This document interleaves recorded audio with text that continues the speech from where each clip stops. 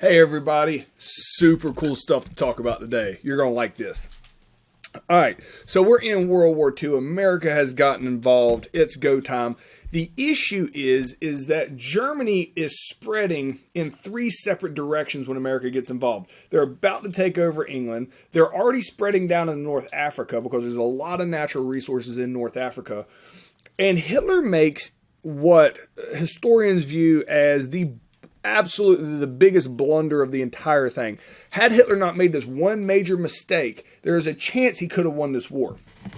That mistake, because if you remember, with the non-aggression pact, he was waiting to take over everything else before he goes and focuses on Russia. He can't wait. There's a multitude of reasons and theories, and people talk about why he did it at the time he did. But what we do know is he does do this. Instead of just taking over England, securing England, then focusing all of his forces on Russia, he gets overconfident. England's about to collapse. He splits his army in half and invades Russia, catches Russia completely off guard. All right. Since he's only attacking England now with half the amount of army that he originally was, or half his military that he originally was, it allows England to last long enough for America to get involved and re-secure England and not have England be taken over. He is now spreading into Russia, all right, catches Russia off guard, and he's just wrecking shop using the best version of Blitzkrieg he can in Russia. Russia's really big, so he can't hit all of it at once, so he has to kind of methodically work his way through. So at the start of today, Germany is spreading in three directions. He is spreading towards England, he is spreading into Russia, and he is spreading into Africa, all right? So, first thing, America shows up in England, and we very effectively keep him from being able to take over England once America shows up. So the first place, because before you can take out Hitler, you have to stop him from expanding. So we stop him from expanding in England when we show up and set up shop there. Then he is spreading over into Russia, all right? This is where we're going to pick up today, all right? He is spreading into Russia, and how does that get stopped? Well, this has almost nothing to do with America, because Russia, and it's called the Battle of Stalingrad. It is the biggest battle of the entire war. Russia, it lasts 6 months, all right? Russia is going to lose 1 million soldiers in one battle. Now, the battle lasts 6 months, all right? But they lose 1 million soldiers in a single battle. To clarify, in America, in the history of our entire country, we've lost right around 1 million soldiers in the history of our country. Russia is going to lose that in a single battle. So Stalingrad takes place in Russia, and Russia is going to beat Hitler the exact same way that Russia has beaten Germany every single time they've ever been invaded. So Stalin's just hanging out oblivious, and Hitler just invades him. Once Stalin realizes his army can't match up man for man to Hitler's army, they run away. Just run away. Well, guess what Hitler does? They're going to chase him, all right? So I got a map here, so let me explain to you. Grab my thingy over here, all right? Boop, what this map is. All right, let me move myself. You don't need to see. Oh, not what I want to do. Bad self, bad self. Come on. It's frustrating when it shows up on my thing and not. Another day in paradise, man. All right. So let me move myself over there. So, what is happening? Let me show you basically where. Pretty much this is Germany. This red line, that's what originally Germany was. You got like German occupied area. This right here. Let me mark it over. That was Poland. So Germany's spreading anything in the gray. I don't know why I'm pointing at the screen like you can see me pointing at the screen. Anything here in the gray is now German occupied territory. So as Germany spreads in, this is how far they are getting. Like, so the army's just marching right across. All of this is in Russian territory. All right. So you got Moscow up here, which is a whole unique story that I don't have time to go into because they don't take over Moscow. Hitler wants to take over Stalingrad, because it has Stalin's name in it. It means the city of Stalin. Hitler wants to take it over for symbolism. Stalin says, absolutely, you will not take it over for symbolism. So the way Russia defeats people is they just run away, as silly as it sounds, until winter hits. And then, all right, and this is exactly what's going to happen to Hitler. I mean, it's what happens to everybody. So while Hitler's army, and I'm going to do it in yellow, I guess, here. Right here is Hitler's army, here at Stalingrad, trying to take over Stalingrad.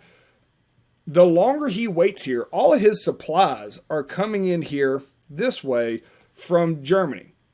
When winter hits in Russia, everything is covered in like feet of snow, and there's no supplies that can get in here to the Nazi troops. And half of Hitler's army is going to freeze to death trying to take over Stalingrad. All right. It's absolutely ridiculous and insane how many people die. So Hitler invades with 6,000 people. 6,000 people. Sorry, not 6,000. 600,000 people invade Russia. 4,000. I didn't say that wrong. 600,000 people go in. 4,000 ever return home. All right. And they return home like a decade later because Russia captures them and tortures them, most of them to death that survived, and 4,000 will make it back home a decade later. This is brutal, all right? Stalin is furious that he's been betrayed by Hitler, all right, because he fell for Hitler's game. Massive amount of fighting takes place at Stalingrad. Stalin loses tons of men, tons of supplies. When winter comes in, the supply lines for the Nazis get cut off, and Nazis are going to freeze to death. So about the time America gets in, the Battle of Stalingrad has just ended. Come on now. The Battle of Stalingrad has just ended, and Russia, while they're fighting at the Battle of Stalingrad, are begging for America to come in and help them out. America's like, ain't ready. They ain't ready yet. Russia desperately wants America to go and attack, like in France, which is controlled by Germany at this point, to take the pressure off of him to have a two-front war, and America's not ready. Stalin's going to get real salty at America. So when we jump in this war, we're on Stalin's side because everybody's fighting against Germany. All right. Stalin wants us to help out like immediately, and we just say, no, we're not going to. So Stalin ends up winning on his own, but he had to do it by himself, and he is a little grumpy at America for not jumping in and helping out sooner when they desperately needed us. So the hostility here between Russia and America, even though we're on the same team here, already starts building. But the moment that Stalin defeats Hitler here at Stalingrad, the next year, there's going to be a slow, methodical push from the Russians back in from the other side as they are fighting on the Eastern Front, moving towards Berlin, because I don't think it's over here. That is where Germany is over on that side. So they are methodically going to start working towards Germany on that side. So now there are two places that Hitler has been stopped at. He has been stopped at England because America showed up. He has now been stopped at Russia after the Battle of Stalingrad. So the only thing left to stop him from expanding is in North Africa. Don't be weird. Boop, boop.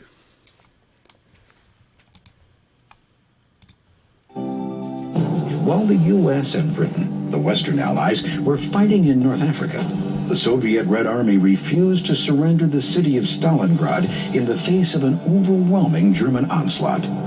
In November 1942, the Soviets launched a heroic counterattack. The violent struggle lasted for 2 months.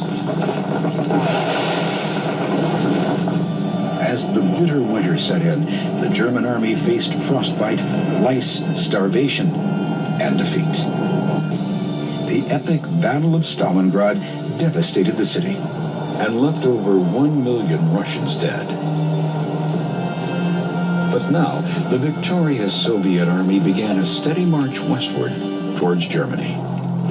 By the summer of 1943, Allied warplanes were bombing German cities day and night, slowly reducing them to rubble. Most attacks were aimed at military and industrial targets, like bridges, supply depots, and factories. But increasingly, Allied air forces targeted civilian centers for so-called terror bombing, designed to demoralize the German public. In one raid on the city of Dresden, the Allies dropped tons of incendiary bombs, creating a firestorm that killed more than 100,000. Before the war's end, over 650,000 innocent Germans perished from Allied bombing. So this is important to point out here. And you can even see it in this video how they try to do it. So the first time civilians started being targeted was when Nazis were bombing London. Then, if you notice how they said it here, that Russia starts working westward, and then they start bombing city centers, and the Allies started bombing civilians. You notice how they snuck that in there? Because you know what Allies means? It means America, England, and France as well, but they tried it since they're already talking about Russia, and then they start saying Allies, it makes you keep thinking Russia was doing it. The bombing of Dresden was America. We start targeting civilians as well. World War II hits a level of horror that's never been seen in warfare ever, and even since. The targeting of civilians, of women and children and old people, ends up starting to be a staple of World War II, and it is horrific. And we can't even to this day, try to distance ourselves from what actually happened, even in videos like this, where they're like, oh, Russia did this, and then the Allies did this. Well, we are the Allies. Like, us and Russia are the Allies. So they even tried to, I don't know if it's a subconscious thing that they try to do, because they're not lying, but it's just the way it's said really tries to take the moral responsibility off of us. And we absolutely did shady stuff. Now, Hitler in the Holocaust, he wins. He's the most evil. But it's really hard to battle evil with evil and doing things wrong. And again, we're going to get there, especially when we talk about the atomic weapons over, do you sacrifice a few for the greatness of many?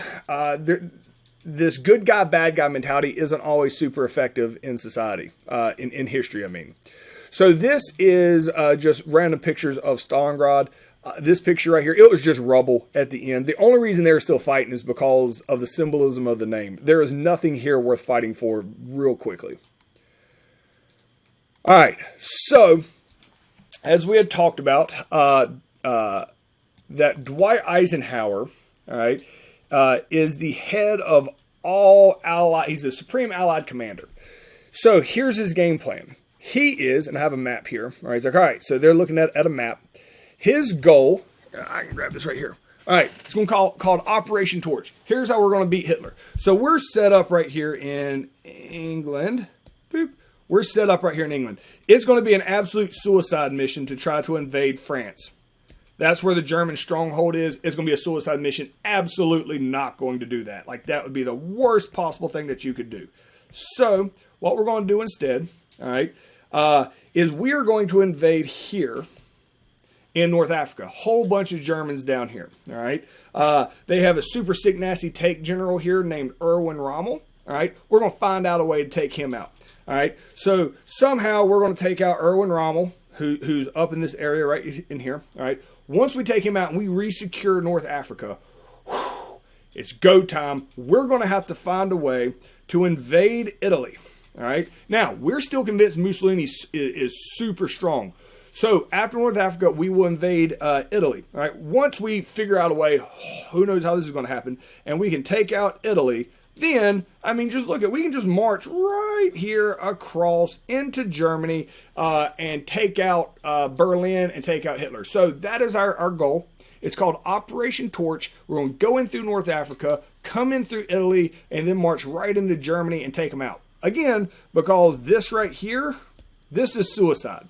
Trying to go in from Germany, or going from England into France, which is controlled by Germany.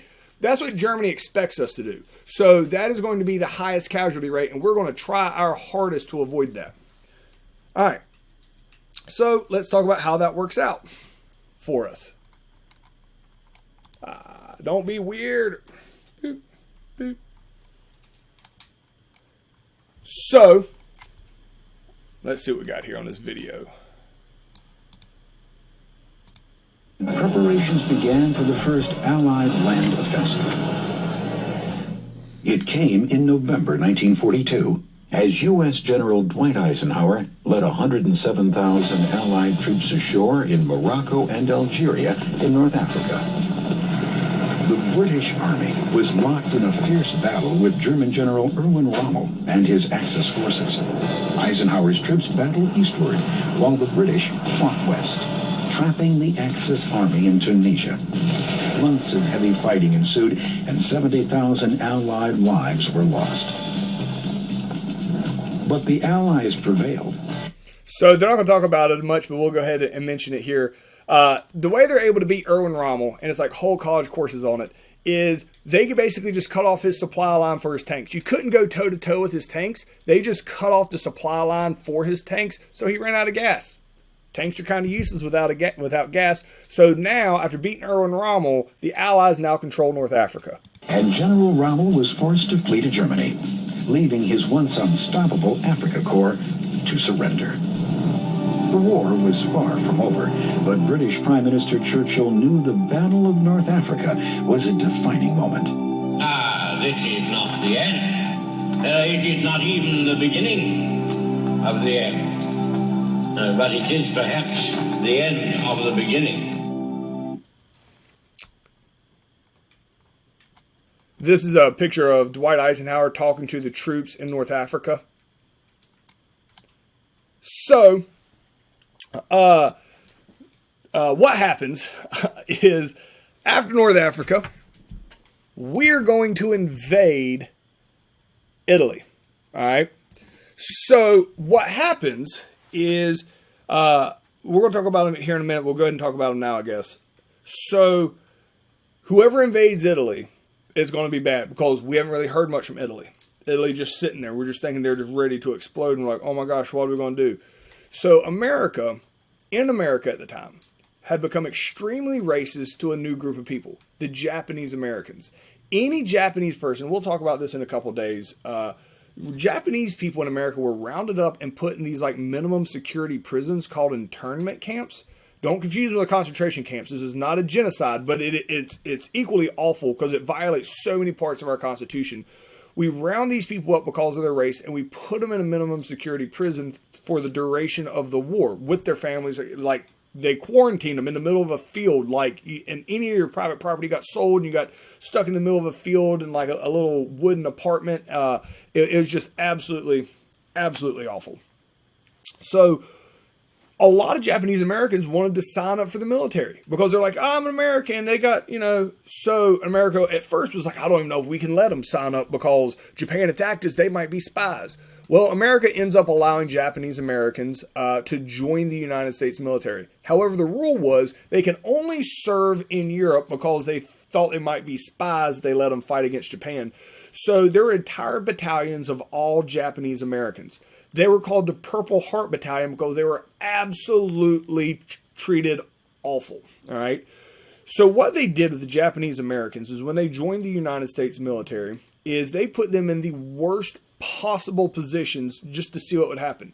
This is what happens in Italy. The first wave that goes into Italy is the Japanese Americans. Purely as like Operation Human Wave. So Operation Human Wave gets... Hold on, they're talking to my boy real quick.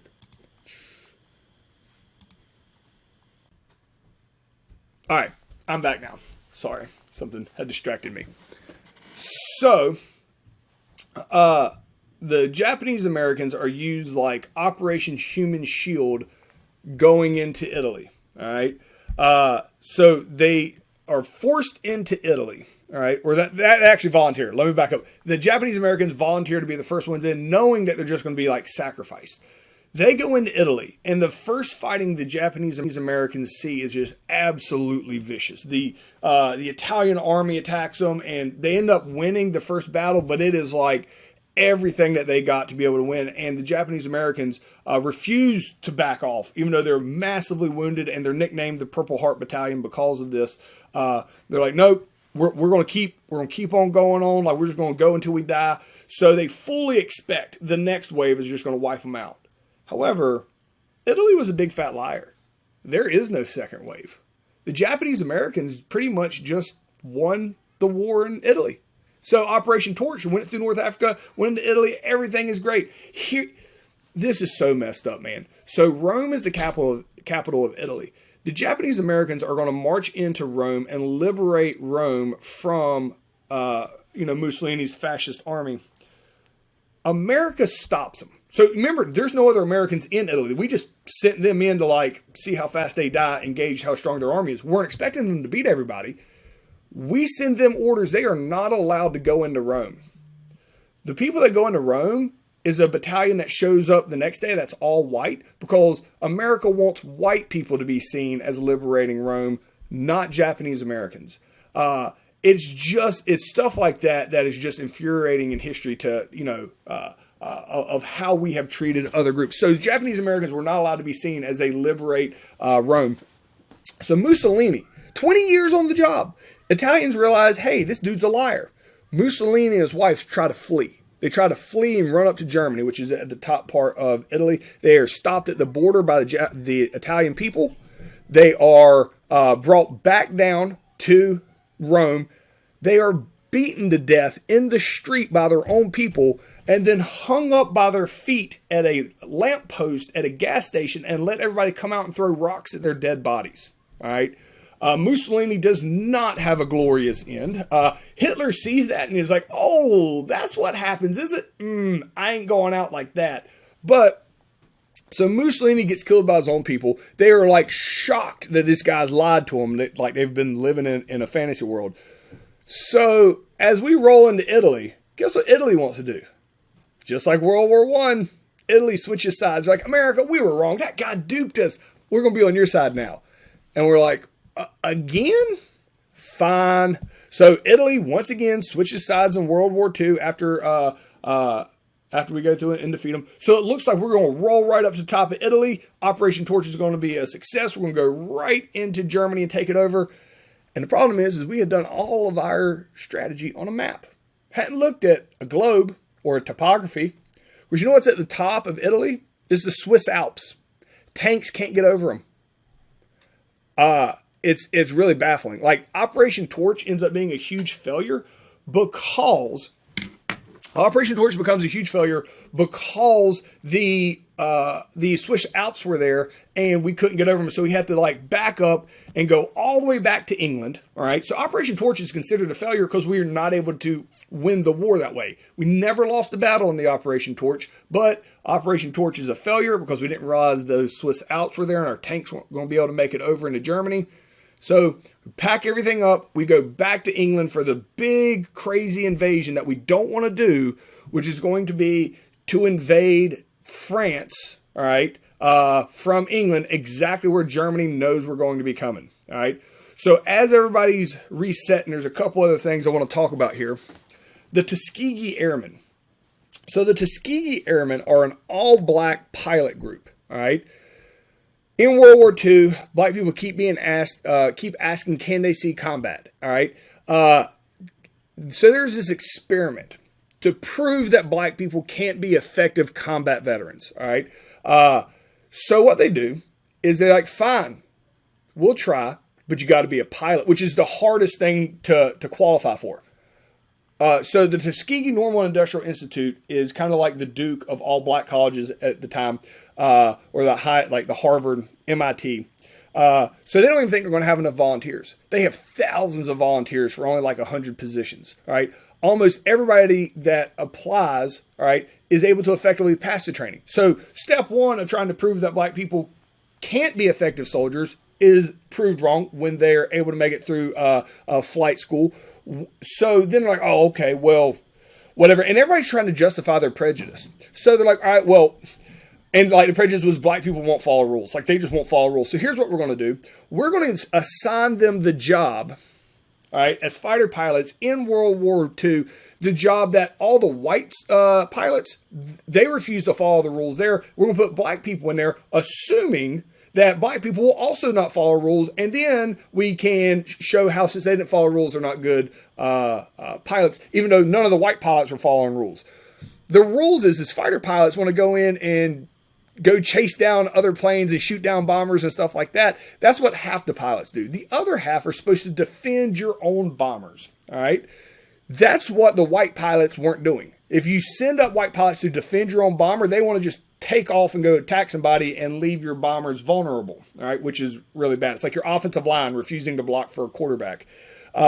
So America specifically designs this so the black pilots have to defend it, knowing there's no way that they're going to follow instructions because no other pilots follow instructions. And then you can point out that, oh, black people just don't follow instructions. That's why we don't do it. Well, guess what? Not surprisingly, when you handpick the best group of people, you give them better weapons and you train them longer than anybody else, which has happened to the Tuskegee Airmen, they're a dominant fighting force. They're so good at not only following orders, but so good at their job of protecting the bombers.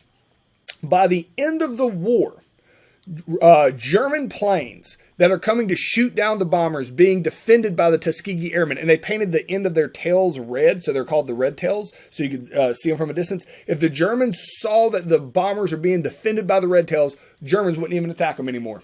They knew it was pointless because they'd get destroyed. The Tuskegee Airmen 100% were set up to fail to prove that black people couldn't be good soldiers, and they do the complete opposite. And the Tuskegee experiment, as it's called, is really the first time that America as a like white America is like, you know, there's a chance we might have just been racist. Like, we might have just been wrong on this whole thing, because after the Tuskegee experiment, it's either extremely successful or it completely blows up in their face, depending on how you look at it, because it was supposed to prove racism, does the complete opposite. Then they're like, well, let's see if black people can do other stuff. And every avenue that's open up to another race, that race absolutely does a fantastic job of it. And the military after World War II is going to realize, yeah, racism's kind of dumb. And the military is going to be one of the first groups to move past racism much faster than American society. But the Tuskegee Airmen, very important at the time. They got the Air Force's highest accommodation. Add the cut down one. But it basically talks about what I just explained. Is the coolest part of it is watching the German planes fly by and refuse to attack. This is a photograph of the Tuskegee Airmen. All right. So there's other groups that got new abilities in or new rights during World War II. The Buffalo Soldiers. They started in Buffalo, New York. Is why they call Buffalo Soldiers. It's the 92nd Infantry Regiment. This is an all-black infantry regiment. So it's the first time they're going to let black people into like ground combat. Since it's an exclusive group for a small group and there's a lot of black people that wanted to fight, you handpick a group of people, you train them 3 times longer, and you give them the best weapons, they're going to do fantastic. And that's the Buffalo Soldiers did that.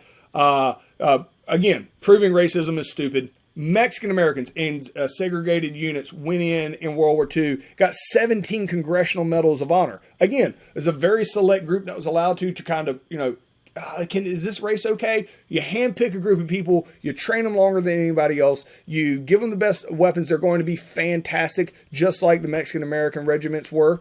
And then the Japanese Americans are the most messed up one, because the Japanese Americans are the ones that were just kind of thrown to the wolves and were purposely like treated bad in the military because everybody was still so angry from the attack on Pearl Harbor.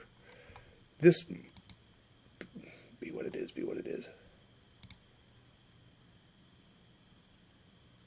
All right, this is pretty good.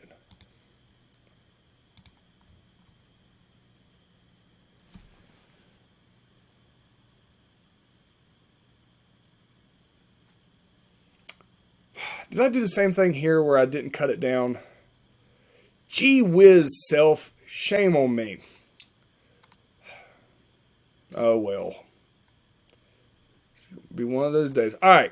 So this here is a pretty simple map. So we go back for about a year and we plan this thing. All right. And it's called D-Day. All right. This is going to be June 6th, 1944.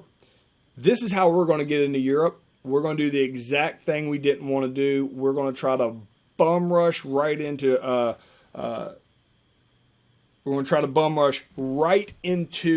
Europe and get a foothold. Once we have a foothold there, we're confident that we can expand, but getting into England, because Hitler knows we're coming. So he's going to barricade all of this in. He knows we got to come across. All right. He has everything barricaded in. So it's going to be a really, really tough situation on how we're going to do it. So I might as well tell you this story because this is pretty interesting, and it plays into the whole thing. So George Patton is one of our tank generals. We haven't really mentioned him much here, but George Patton is a huge tank general, and he's the guy who gets a lot of the credit for beating Erwin Rommel down in North Africa. Hitler is not afraid of anybody except for George Patton, and there's no real good logic of why he's terrified of George Patton. He just is. However, what happens is they realize, George Patton realizes Hitler's afraid of him, and he loves it. Like, I was like, oh my gosh, Hitler's afraid of somebody, and it's randomly George Patton. So George Patton's kind of crazy. So George Patton, he'll walk through hospitals after battles, and he will purposely or individually give people Purple Hearts that were injured in the battle. He's a super tough general, but he's going to go by, shake people's hands that have been injured. Well, he gets to a guy, this is in North Africa, that is struggling severely from PTSD, post-traumatic stress disorder. At the time, it was called battle fatigue. It's been called shell-shocked. It's been called a lot of things. This guy's just had a breakdown, and he just can't continue. And Patton walks up to him and is like, "What's wrong with you?" And he's like, I can't keep fighting." And George Patton slaps him, just hauls off and slaps him. All right.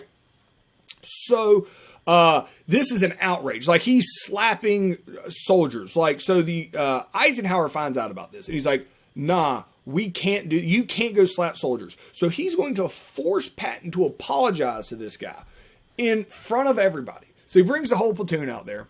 This guy comes out, and he's like in a wheelchair, right, sitting in the front. And Patton comes out on the balcony, and Patton has to apologize to this guy, all right? And everybody's like, "Is Patton getting ready to apologize to this guy?" And Patton says, he's like, "You know what? I've made a huge mistake.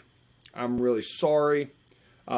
He goes, "I would like to apologize to all y'all for having a sack of crap like this in the military." Like, points right to the guy and just like rips him a new one. It's in our knowledge today of what PTSD is just so horrifying to realize how he treated this guy. But absolutely just rips this guy a new one and refuses to apologize to him. All right, and like storms off. So Eisenhower is going to punish Patton in a very unique way, and it has to do with D-Day. So what he does is he makes Patton, he convinces Patton that he is going to be in charge of the invasion. Now, if you look at this map right here, don't do that, self. Look at this little map right here. This, all right, is the English Channel. This, you see the yellow at the top of the screen. This is where Hitler fully expects the attack to happen, all right, and it make the most sense to go from Dover to what's called Calais. So what Eisenhower does is he stations right here. He stations Patton right here in Dover, and tells Patton he is going to be in charge of the invasion. Now, I've heard it both ways, where Patton's completely in on this thing, and then other ones, like where I'm teaching now, where he has no idea. So it's probably more likely he was in on it, because it would be hard to hide this from him. But what they do is they give him a massive army. All right, all these tanks, all these planes, give him all this stuff to start training up here. But in actuality, all of those planes and tanks are balloons. They're all fake. Every one of them. Looks like he has a multi-million man army that's all balloons. My honors classes write an essay called The World War II Ghost Army. And this is what this is nicknamed, the Ghost Army. They give Patton a fake army. Because if you fly over, it looks 100% like a real massive army, like an invasion's getting ready to take place. Guess where Hitler puts the majority of his troops? Puts them right here in what's called Calais. All right. Once he moves his troops up there, we look and realize there's this area right here. All right.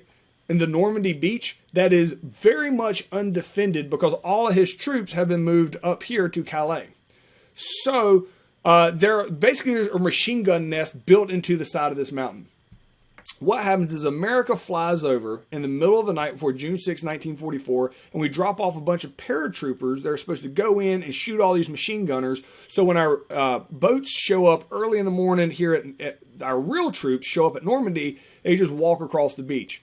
The problem is that our paratroopers, the guys that are now jumping out of a perfectly good airplane, these are like special forces guys, they're the 101st Airborne, is they weren't expecting there to be all this anti-aircraft guns like around here, and all these guns where these dots are start shooting at the airplanes, and the airplanes fly way out off course, and instead of getting blown up, a lot of the guys just jump out of the airplanes like miles and miles and miles away from where they're supposed to be.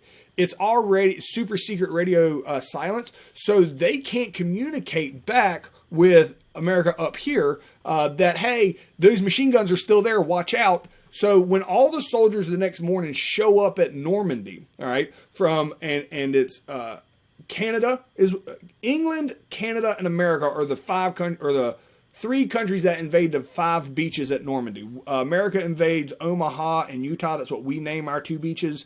England names theirs Juno and Gold, and then Gold and Sword is what England names theirs, and Canada names theirs Juno.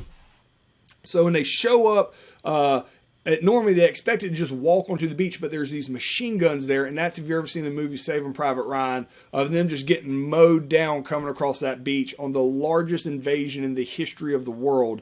That is the scene in which that takes place. So there's only a handful of machine gunners there that are just trying to hold off the Allied invasion. By the end of the day on June 6, 1944, America is able to secure this area right here. Up here where Patton is, he is furious that he wasn't allowed in charge. So Hitler would have had time. I want to do Hitler here in red. So Hitler's up here. When the invasion happens down here at Normandy, they tell Hitler about it. Hitler has time to get troops down here and stop it. Hitler refuses to. He's like, no, that's not the real invasion. The real invasion is coming here where Patton is. It completely tricks Hitler into leaving Normandy open by dangling Patton in front of him because he's so terrified of Patton. But at the end of the day, America has made it into England, and we're going to bring Patton down and let him wreck shop once we get here into... go from England into France. Once we get into France, Patton's allowed to come down and do his thing here in France. I'll do that, and don't worry about that.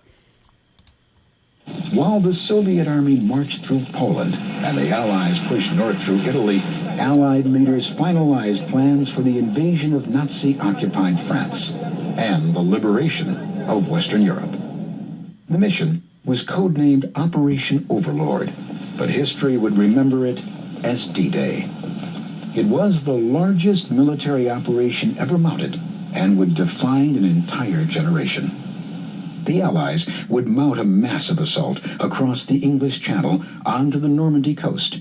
Over 176,000 troops and 5,000 ships prepared for the operation. On June 5th, 1944, Allied troops mobilized. Warplanes departed from Britain, dropping paratroopers behind enemy lines. Allied bombers strafed the coastline. Battleships pummeled German defenses, while amphibious landing craft crossed the English Channel toward Normandy. At daybreak on June 6, 1944, D-Day, British, Canadian, and American soldiers fought their way ashore.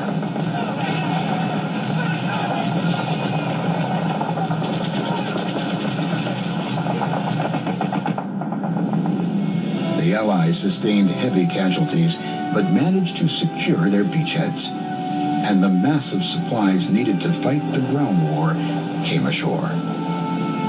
President Roosevelt led the nation in prayer. Our sons, pride of our nation, this day have set upon a mighty endeavor, a struggle to preserve our republic, our religion, and our civilization, and to set free a suffering humanity. Alrighty, that is as far as we're going to get today. We're going to pick up tomorrow about America wrecking shop here in Europe in World War II.